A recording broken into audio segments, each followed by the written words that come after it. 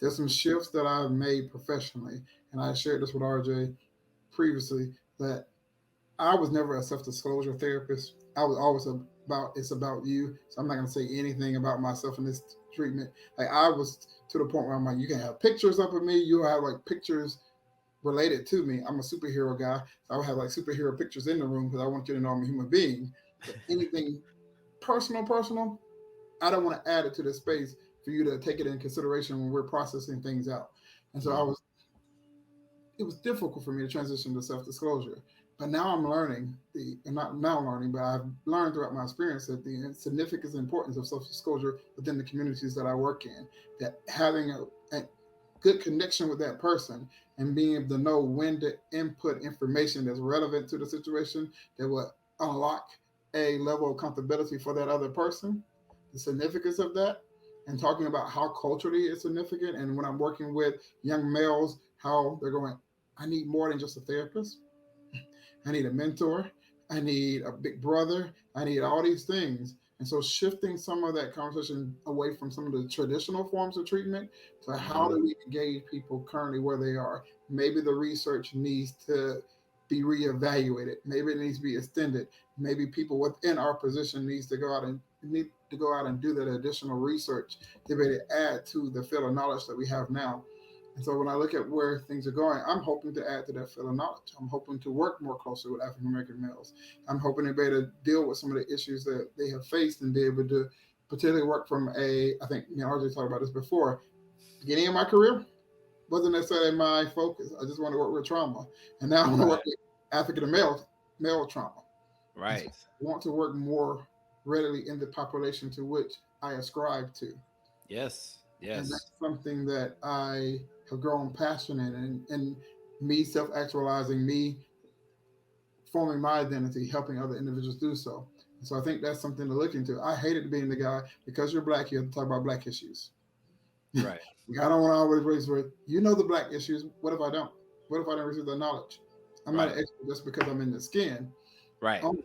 I may have some knowledge, but I'm not an expert on everything. And so now Correct. I'm okay with being that guy now. You see a black male, hey Travis, sure, bet I'm here. I know they need it, and I know the significance of me being in this space, and so I'm no longer resistant to it in the same way. And I think having other professionals be less resistant to serving their demographics, Yes. not because we're trying to fight the standard of you're black, you know the black issues, but because the necessity of having a person representation, a person in that space with you.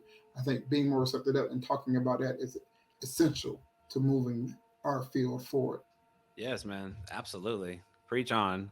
And I would add to that because I love the self disclosure part, and I told you I'm very much that always felt like I don't know how your experience has been, Isaiah, with your therapist, but I didn't grow up like that. And in school, they don't teach us like that. They teach us to be very guarded, and you're not really supposed to share much about yourself because the really, the client is the focus, which I agree. But I told Travis that like that never gelled with me because I feel like it's missing a great opportunity to develop rapport with that person so that they can see that you're a real person, that you go through hardship and you go through difficulties as well. And I want to add to something you said, Travis, because I had this conversation actually recently with some clients and some colleagues.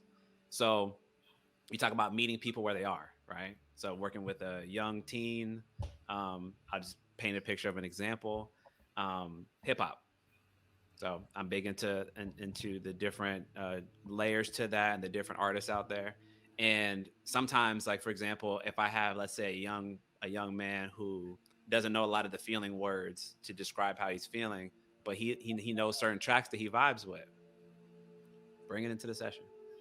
Like let me learn based on what they're talking about to help formulate maybe a better conception of what it is that you might be dealing with at that moment in time.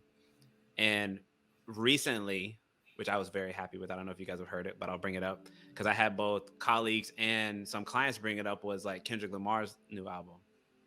And we were talking about it. And I was like, man, that's a great opportunity to connect with people who may appreciate that body of work and also the topics that were being raised, because I certainly connected and resonated with a lot of it.